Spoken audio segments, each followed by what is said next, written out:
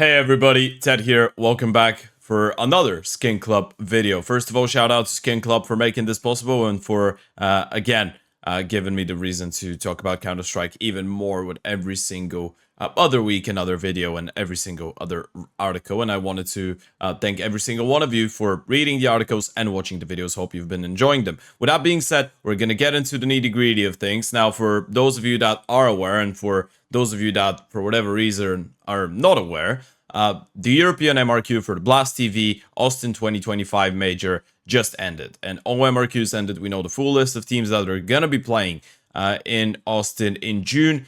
And this is the main purpose of this video. We're going to focus on everything that happened in the European MRQ. I was one of the broadcast talent that had the pleasure of casting the event.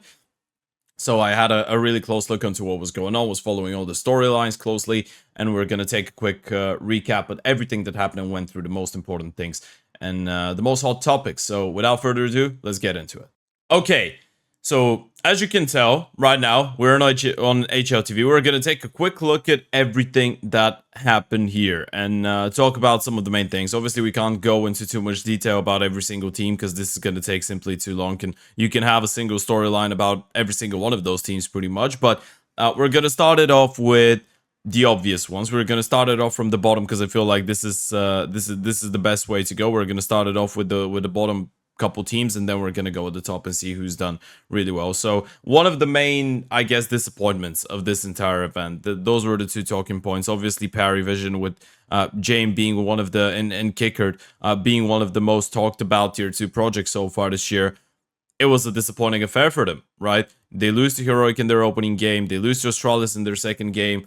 They just looked a little bit dry, and I'm not gonna lie to you. It's really difficult to believe that after playing with Jame and with Dastan for such a long time, Kickard is not gonna be influenced by the style of play of Jame. And you're looking at Parivision, and it kind of looks pretty similar to the old school Virtus Pro approach, where you just started pretty dynamic, but then you slow down and you go and execute on 20 seconds. And oftentimes you're even going to be letting go of the entire map, just standing in front of a bomb site and waiting for your execute on the T sides. And then CT side wise, I guess it was all right, but it never really felt like things were clicking for the side of Parivision, and that was pretty disappointing. I was one of the people that was expecting a little bit more out of this lineup. I'm not sure if they're going to stay the way that they are. Obviously, they did lose a best of 3 to Bait that ended up making it in the end, and this is something we're going to be talking about later on. But getting one map off of Bait that were able to qualify in the end of the day via their Cinderella story is simply not cutting it for Parivision. Of course, the other team that was 0-3, and that was, for me as well, as you know, I am Bulgarian. That was a massive disappointment. The side of 500, I am going to say without a doubt probably the worst event I've ever seen out of a Bulgarian team, and I am not over-exaggerating. They got 13 rounds over 4 maps of Counter-Strike, lost to ENCE, lost to Big, lost 0-2 to Gamer Legion, getting 2 rounds on both maps.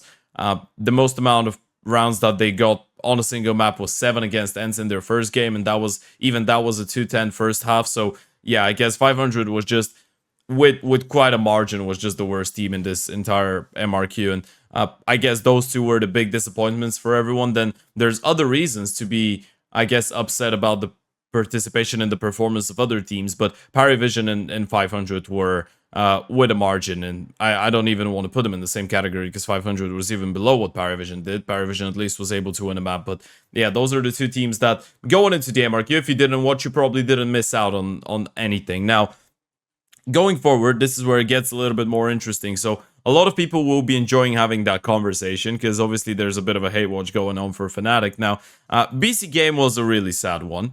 For those of you that didn't watch, obviously BC Game is that same Bleed lineup that used to, well, not the same, but technically just Prime Taps coming in for Vladen, and of course the coach being different, Kassad not being in there. So BC Game, going into this MRQ, they started off with a 13-2 win over Fnatic. They looked incredible. They looked really good individually. Everyone was firing on high cylinders. Then they end up losing to Metasport, but Metasport did play a really good event, so you're not making too much out of it. And then I feel like a lot of it came down to that one game against Big. That one game against Big, the one thing that it showed was that BC Game was simply not ready to close their matches. And you know what? I honestly believe that this is a team that has the skill level to be at the major. A lot of the teams here have the skill level purely individually to be at the major. But for BC Game, they had a 10-2 half against Big on this one. Couldn't convert.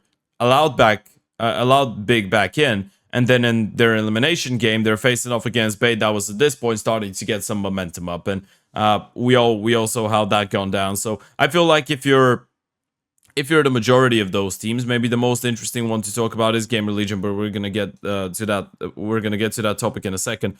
I think if you're BC Game, you're gonna be disappointed because you felt like you could have shown more, and I know they could have shown more. They're that type of a team that is a really good that is a really good gatekeeper and a really good test for a lot of the team. So if you want to show that you have good fundamentals and you can play high quality or high level Counter-Strike that can neutralize individual prowess, well, BC Game is the team to test it against.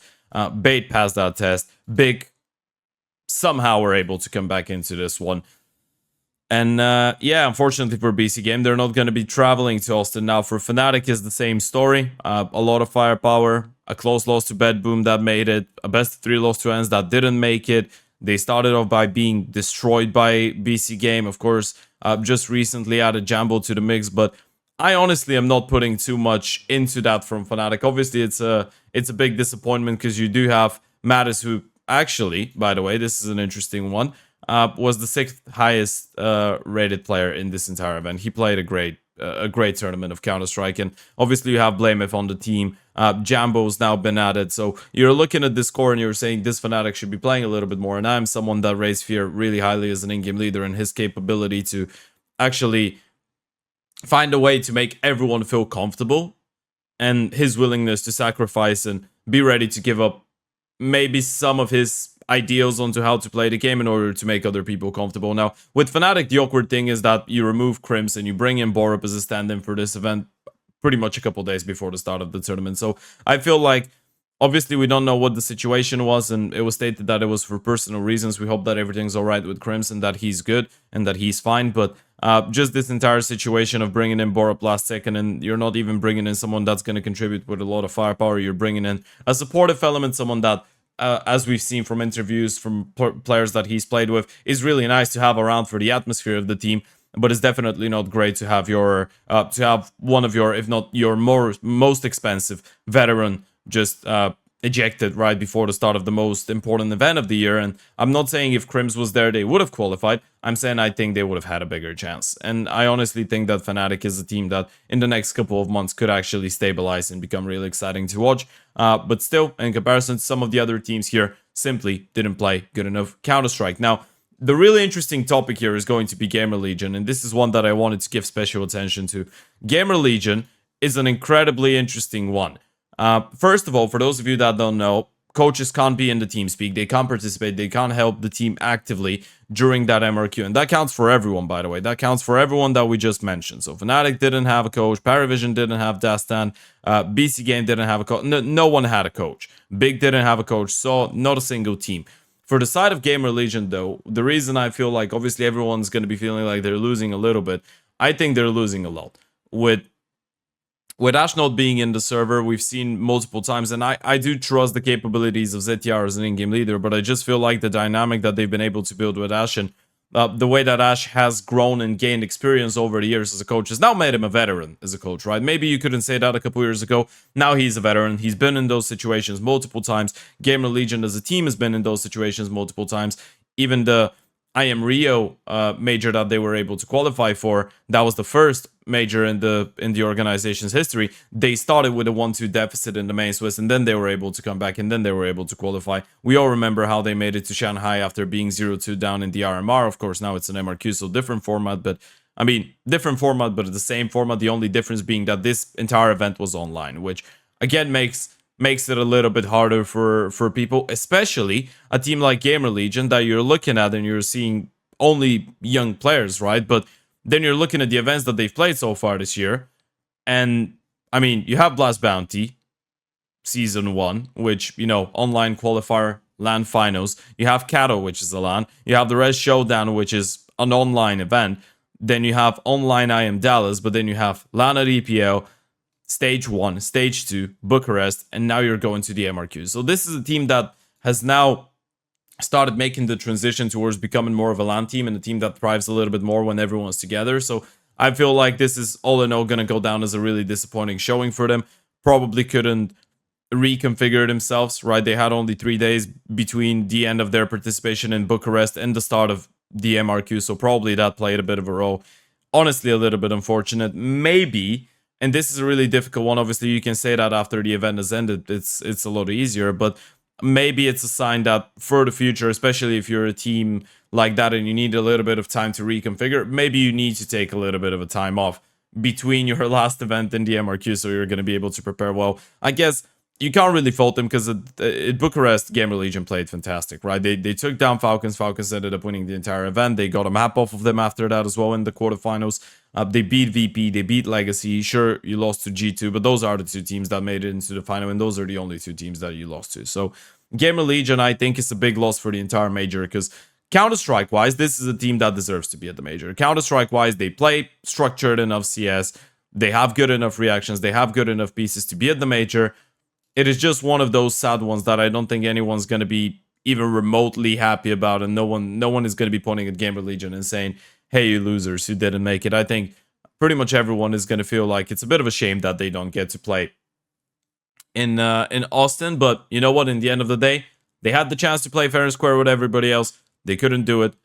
So apparently, they don't deserve to be there, which it's really difficult to say because I think they do. I think they do deserve to be there. So this is a painful one. With that being said, we're going to move into the teams that I think did the best. Because you're looking at Saw, I think for that type of a really chaotic project, the fact that they still got 2 wins is decent. You're looking at 9 Pandas, they changed the Noper, they bring in Moon right before the start of the MRQ and they still get 2 wins. This is decent. You look at Big, they get to BO1, they get to BO1 wins. They choke a massive opportunity against Astralis, by the way. That was the elimination game, the 2-2 matchup. They had a 1-map lead and an 8-4 lead on map number 2, and they couldn't close. So I feel like if you're big, you feel like you had your chances. We already talked about the miraculous comeback against BC Game. I think it's a missed opportunity, but honestly, a team that is really weird for me to categorize and describe in any way, shape, or form.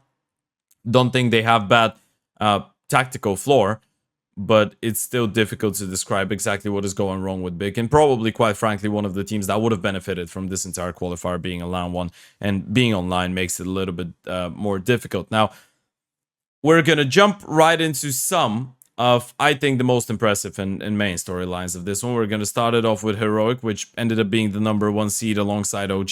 Now, Heroic was one of the most weird teams to actually predict and read into before the start of this MRQ. The reason being that on one day you're going to see them, as they did in the IM Dallas close qualifier, you're going to see them destroy Astralis, you're going to see them destroy Metasport, you're going to see them beat Big, and then on the other day they're going to go over to EPO and they're going to get a best of 3 win only against the house bets. They're going to lose a BO3 to Sol, to 3D Max, to Nemiga. The one good thing that I feel like this entire Pro League participation did for Heroic is I think that this was their big hurdle. I think that was the crisis, right? Because every single time you form a new team, and for anyone that might have forgotten, this core of Heroic is the same core from Sango, but this is an entirely new team, right? You bring LNZ, XCloud, and Youngster over from Sango. They're going into a whole different level of competition. Tenier is coming in from Gun 5. There was that entire weird situation with Nilo where Tenier was just supposed to be a replacement, but then they really liked him. They liked him more than they thought, and so now he's a permanent 5th, and he's the star of the show, and he's one of the best players on the lineups. And Pi is obviously coming out of a couple months of not being active after being benched in the Falcons, and that was a really disappointing moment for him. So there is a lot of uncertainty to this team, but I think the one thing that we can highlight to the side of Heroic, or there was a lot of uncertainty. The one thing that we can highlight is that the coaching staff of Soulfeed and Shedon has been proving to be one of the best in Counter-Strike, and has been proving to be doing a really good work when given any pieces in the world. Even at the start of the year, Soul did give that interview saying that Heroic, this iteration of Heroic, he probably didn't get all the players that he would have chosen to get in the first place, but they're still making it work. They played good Counter-Strike. Individually, they were fantastic. Reaction-wise, they were good. St. Pius was farming the competition. We can say the same for Tenier. LNZ was calling well on the fly. Pretty dynamic. Quite frankly, playing Tier 1 Counter-Strike Heroic. They go into the game against Paravision, win 13-9, 13-6 cents, 2-0 on Amiga. That was probably the only one that got a little bit tricky towards Mirage. That would have been, and easily could have been, the third map.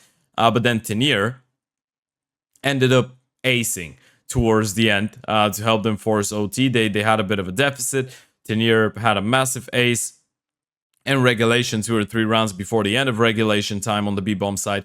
And then Senpai started going absolutely crazy alongside X-Cloud. Senpai is just showing how good he could be when he enjoys the game, right? The atmosphere seems to be incredibly important for him. And this is something really key that I picked up on in an interview that Sampaias did give a couple, I think around a month ago or a month and a half ago. He said that the entire energy in the team, all the youngsters are actually energizing and fueling him up. And the same way he feels like they would listen to him when he's got some experience to give them. So there's a really good track of exchange of energy for experience on this team, and we know that Senpai thrives when he feels good, and this is exactly what he showed. I think Heroic is honestly one of the teams to keep an eye on for the entire major, and in my honest opinion, probably a dark horse to make a really deep run into the major. I think those guys play good Counter-Strike, and I think a lot of the top teams are not going to be ready for the level of play that Heroic can bring to the table, especially with how shaky things are right now. I would put my money that Heroic in their state right now, I'm not even speaking about in 2 months when they have, or a month and a half when they have even more time to prepare, but I feel like in this specific state, the only teams in the world that Heroic are probably not going to be able to best their Vitality, Mouse, and in Spirit, obviously. I feel like for everybody else, Heroic could have a really decent shot. For those guys, it's just really difficult to tell because they haven't really played him in a pretty long time. So it's tough to tell where they're going to match. I can even say that I feel like if they get the necessary reps, they could get competitive with Mouse and Spirit. For Vitality is a completely different ball game, but Heroic is definitely a team that could get in some cheeky, sneaky way, they could get into the top 5. I see this team being really competitive and beating Eternal Fire, now Aurora, and I see them playing really well against Navi as well. So definitely one to keep your eyes on. And the other 3-0 team, I think that was the pleasant surprise. I think that was the biggest surprise, actually, of it all for a 3-0. And that is not because I wasn't expecting OG to be playing well, but that is because I don't think a lot of people expected OG to just fly through 3-0. Now, the one thing we can say, OG had the perfect start ever. For those of you that don't know, Nikudos obviously arrived on the team quite soon enough. If you open on HOTV, it's going to say 13 days. It's a little bit more than that. He hasn't played only 7 maps. He's played a little bit over 30 best of 3s with OG. He started trialing a couple months ago, so he's been with the team for a little while. It's not like he just came in for this event and they instantly clicked and they instantly had a honeymoon period. This is not a honeymoon period. This is OG building up on what they have been, on the foundation, on the base that they've been laying down for the past couple months. And I honestly feel like this is hard work starting to pay off for those guys. Lambert has proven to be a really good coach in terms of finding the right approach and with everyone personally. Nikudos, I feel like actually there's a similar conversation to be had with him and Senpaias on the side of Heroic and Oper that has proven to be really codependent on the atmosphere on the team, right? And whenever he's surrounded by young people and whenever he's surrounded by motivation and good vibes, I feel like this is where he thrives. And then this is a team that I feel like should be the definition of a friendly atmosphere, right? Lambert is a really outgoing and optimistic, positive person.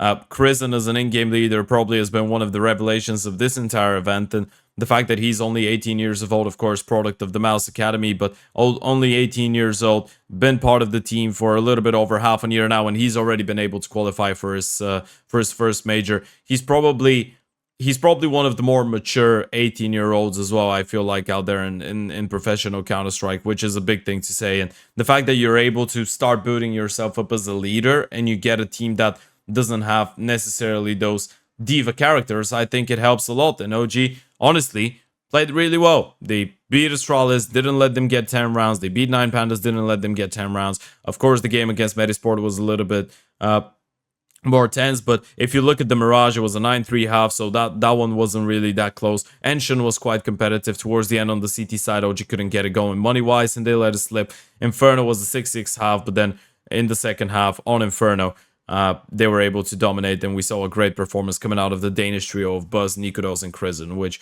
means that OG is the only Danish team actually making it out from the stage. Obviously, they're speaking in English and they're an international team, but with the core of 3 Danish players, they do count as a Danish team. So Danish representatives in the absence of someone that we're going to discuss just about Now, I feel like this is obviously we're gonna go through the other teams that were able to make it through. Nemiga was a pleasant surprise as well, a little bit maybe inconsistent since the start of the year, but I really or inconsistent, sorry, since the start of the year, but I really didn't see that one coming. Yeah, they were absolute monsters. They annihilated Gamer Legion, they annihilated Bed Boom, they lost to Heroic in a really close game. We already pointed that out. They could have had and probably should have had a third map. And then against Big, they had no issues whatsoever, really. I mean, sure, that's a 13-11, but again, you were in the lead most of the time, and here on Dust 2, you just completely fly over them. Zway ends up being the highest rated player in the events, and Pius and Tinier, as we said, were playing great second and third. Xanther's number 4. So you have your anchor lurk player being the highest rated player of the event, and then you have your aggressive rifle being the 4th highest rated player in the event. Zway just looked incredibly sharp. Xanther looked really sharp. Nemiga just came into this one with a lot of confidence, and I feel like this is the big strength of this team. The big strength of Nemiga is that they seem to have a really clear idea on which teams they need to try and outplay tactically, and which teams they simply cannot, right? Simply realizing who's got a deeper strat book, who's got probably better preparation for something, and then deciding, hey, you know what, we can still play wild counter-strike and we can still win this game. We might be playing against the better team fundamentally wise, but we can still out-aim them, we can still out-shoot them, we have good individuals. Zway was playing really well. Khan didn't even have to do that much on the AVP, but he was still solid. Lear was calling a really dynamic style of play, and this is where Nemiga could be really dangerous when you have your first aggressive element of Xanther activated, and then you have Zway, who's a pretty intelligent player for his age, but in the end of the day, I feel like the game has been built. It has been built in the easiest way possible for him to get involved and get those numbers on the board, which is really good because he's mechanically really gifted. So yeah, Nemiga definitely a good surprise. Bed Boom with Exile, with Boomich, able to make it to another major for Boomich and Exile. For Boomich, this is really impressive because he's been changing teams left, right, and center, but he's still able to make it to majors. And yeah, I mean, I think they got one of the draws that would benefit them probably. If they got some different matchups, it would have been a little bit more complicated, but you get Saw in the first round, you crush them, then you get crushed by Nemiga, then a really close overtime game against the Shaky Fanatic, which was a little bit iffy, but then you get 9 Pandas in the qualification game, and as we said, 9 Pandas just changed, just added Moon, so there's a little bit of a disarray going on, and Zorti was able to step up in this game. Siren stepped up in this game, interestingly enough. He's been playing really well for an anchor player and a supportive element all in all, so Bed Boom are able to qualify for the event, which I think has made a lot of people happy. I am happy for the side of Bed Boom, definitely, especially for Boomich. Then we move into Metasport. This is a really bright one for Swedish Counter-Strike. First full Swedish team consisting of 5 players from the same country and a coach to qualify to a major since 2019. So this has been 6 years of misery for Swedish Counter-Strike, and Metasport are the ones to save it. It's not NIP, it's not Fnatic, although it's an English organization. You get why I'm saying the name. It's not of those organizations. It is a Norwegian org of Metasport that added Hambus towards the start of the year, that added Plopsky as well. You're looking at a team consisting of, or added Isaac obviously most recently, but you're looking at a team that consists of a lot of ex-NIP players. Hampus used to be on the main NIP lineup alongside Plopsky. Isaac used to be on NIP in 2024. Adam B used to be on the NIP Academy. Lumi, who's the Opera, is the only one that has had nothing to do with the Ninjas in Pajamas as an organization. And even the coach of Abdi was the coach for the Young Ninjas. So you're looking at the redemption for a lot of those guys, a lot of personal storylines. Isaac having his best event so far as a Metasport player, and probably one of his best events in the last 2 years, considering that on NIP things didn't really look that good. He was really proactive on the CT sides. One thing that actually made him stand out for me was the fact that he was taking a lot more initiative, right? Usually when you see a team with Hampus, Plopsky, and Adam B, you'd say that Hampus is, or that Isaac is that person that's going to have around 10% in opening fight attempts, right? He's going to be just standing in pit, for example, on Inferno, or on all the anchoring positions, and just not moving a muscle, right? Just waiting and being a support turret on the T side, maybe having a couple lurk plays. But Isaac, in the end of the day, was a lot more potent, was a lot more active. Metasport have given him some roles where he could be an anchor-ish, but be a little bit more active as well. I feel like they found a really good balance with that, and Adam B's taken a bit of a hit for it, but I honestly feel like if Metasport is winning and is playing well, he probably doesn't mind. Metasport was able to take down both Bait and BC Game in BO1s. They lost the close BO3 to OG. And then the climax was when they were able to take down Astralis in a 2-1 fashion. They won the Inferno, which was Astralis' map pick. Then had a bit of a tough one on Mirage. But then Enshin was a whole different bow game. And as you can tell, everyone performed. Lumi, before you say anything about him, he played a really good game on both the first and the second map. He was solid. I had the opportunity to cast that game, and it didn't really feel like he was holding them back on the third map. He had a bit of an off one, but everyone else on the rifling department was stepping it up. Isaac was stepping it up. Adam B was stepping it up. Plopsky was stepping it up. And Hampus was doing the same alongside Calling. So Metasport rewriting a little bit of Swedish Counter-Strike history, or at least starting a new chapter. Definitely going to be feeling good about this one.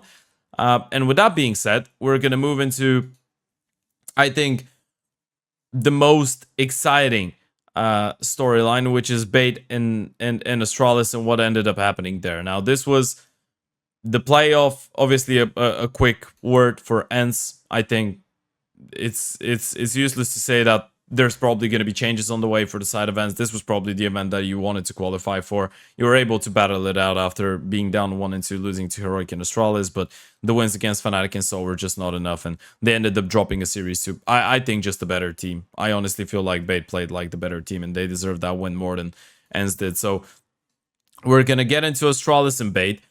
This was the ultimate showdown. This was the ultimate matchup to decide whether Astralis misses a 5th major in a row, or if Bait is going to be able to pull off a Gamer Legion, start 0-2 in this competition, lose to Metasport, lose to Saw. And that was the time when I was looking at Bait, because I had massive expectations out of Bait going into this one. I think they're one of the most well-playing Tier 2 teams so far in 2025. NPL, being the in-game leader, has been proving to be a really good leader for his age, and obviously he's got a little bit of experience playing with the main Navi lineup. You have Hetrick coming in from NIP. And then Kenzizor at the start of the year being added actually does make NPL take a little bit of a hit, because Kenzizor, for those of you that don't know, is a really aggressive element, right? And is a star rifle element. So you're trying to bring in even more firepower. You have Alex and Ascentio being the anchors and the supportive elements of the team. NPL has been playing alright and has been calling really well. And for me, looking at this loss, seeing this, I think it was nerves, and that was the one thing that went through my mind. The moment I saw Bait 0-2, I was so convinced this was just them not being able to get a handle of their nerves. But unfortunately, when we're talking about a major qualifier, this is really important. And at a 0-2, I still thought they could give it a go, but mentally, I think the most difficult warfare was against themselves. They were able to take down Parivision, and then they start going. A 2-0 win over BC Game, a 2-0 game over the 9 Pandas, a 2-1 game over ENCE yesterday, and then you're looking at that deciding matchup against Astralis, and on the other side, Astralis had an opportunity to qualify in that direct matchup against Metasport.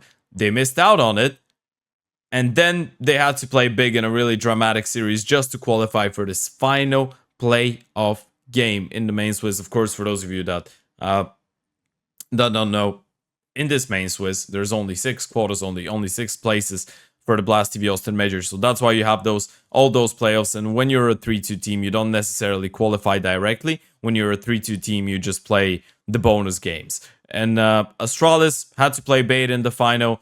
Bait were able to complete one of the greatest Cinderella stories in the history of major qualifiers, winning 5 best-of-3 games in a row and being able to take down Astralis in a 3rd map in overtime with a 1 versus 3 clutch from Alex from the back of the A-bomb side to round it out. It was, you just couldn't write it. You couldn't write a better redemption story. This is the first major for MPL.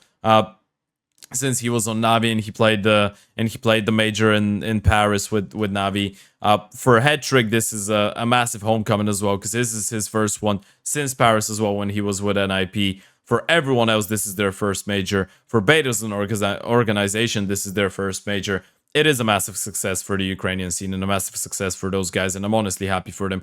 For the side of Astralis, this is 5 in a row. And this is where it gets a little bit disappointing, because tactically, when you look at all the teams in this tournament, you can't say that Astralis is not one of the best teams. You can't say that player-wise, they're not one of the best teams.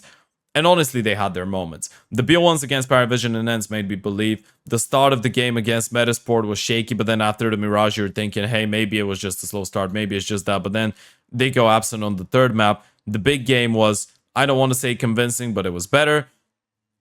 And then you see them having to play only this one best of 3, and you're saying, well, they're going to be a little bit fresher than the others. They're not going to be drained from having to play potentially 3 maps before that. They need to go into this one and play good Counter-Strike, which honestly Device and Stare have been. And when you have your star opener and obviously 4-time major champion, 2-time major MVP popping off with the AVP, and then you have one of the people that's supposed to be a supportive element on the team in Stare just having an impact game after impact game, and he was the one that saved them against Big as well, by the way, if I didn't mention on Inferno, had a crazy 1v2 clutch with a 4K in the round, 2 rounds before the end of regulation to save Astralis and help them actually push for a 3rd map and then beat Big on it. When you have Stare and Device playing good Counter-Strike and producing moments of brilliance, you have to be winning if you're Astralis. And the fact that tactically they're coming in with good preparation and a good idea on how to approach the game, it just makes it a head scratcher onto why this team is not playing better. But it just feels like there is something in the middle of the round that goes missing. And sometimes in high pressure moments, people just don't look like they're on the same TeamSpeak server. They start being really discombobulated, and unfortunately, this is something that did cost them in a lot of the games. And in the end, on that 3rd map, Bait were able to capitalize on it. That means that Astralis is missing out on a 5th consecutive Counter-Strike major, which means that officially they've missed out on more majors in a row than they ended up winning, and they have won 4, which is a pretty big number. So a big disappointment coming out for Astralis. I honestly don't know what's next. I honestly don't know if a change in leadership is going to be in play. I am one of the people that might want to see Hooksy in there instead of Katie, and I feel like this is the only logical option, and I'm honestly flabbergasted about the fact that Hooksy's still without a team, and I feel like it's the obvious choice for Astralis not to take anything away from Cadian, but it's just not his identity to be an anchor. And sure, throughout this MRQ, he was trying to be a little bit more active. He had a couple more aggressive plays on Mirage, on Train, on Inferno. There was a lot more moments when he would take the secondary AVP as also. He was trying to play with a little bit more confidence, but things just don't seem to click on an internal level in Astralis, or communication level, mid to late round. Tricky scenarios, their communication flow just doesn't seem to be there. They don't seem to be on the same page. So probably a change going in there, but for Bait, this is the ultimate Cinderella story, and they're honestly probably the happiest team alive right now. And they will be going over to Austin. With that being said, I think this is a good moment to put an end to it. I even maybe took my time a little bit too much, but Heroic, OG, Metasport, Bedboom, Miga, and Bait are going to be making it through and have already made it through to the Austin Major. They will be traveling in the summer. We will be looking at them or watching them play in the stage 1 of the Major, which at this point is consisting of them and a couple other teams from different regions, right? We have the Chinggis Warriors. That's a pleasant surprise. We've got teams like Fluxo, Tyloo, Lim, Vision, Bestia, Energy, FlyQuest, Imperial. There is a lot going on complexity, obviously, in Wildcard, but we're going to talk about that in a different video, or read about it. You will read about it in an article. We're going to see. There's plenty of time until then. The Major starts on the 3rd of June. The moment I'm recording this video is the 18th of April, and the MRQ ended on the 17th. So, yeah, there is a lot of time until then. We're going to have plenty of chances to talk about all the teams, plenty of chances to talk about the Major. But I hope you enjoyed the video. I hope to see you in the next one. Stay safe. Shout out to SkinClub, and bye-bye. See you.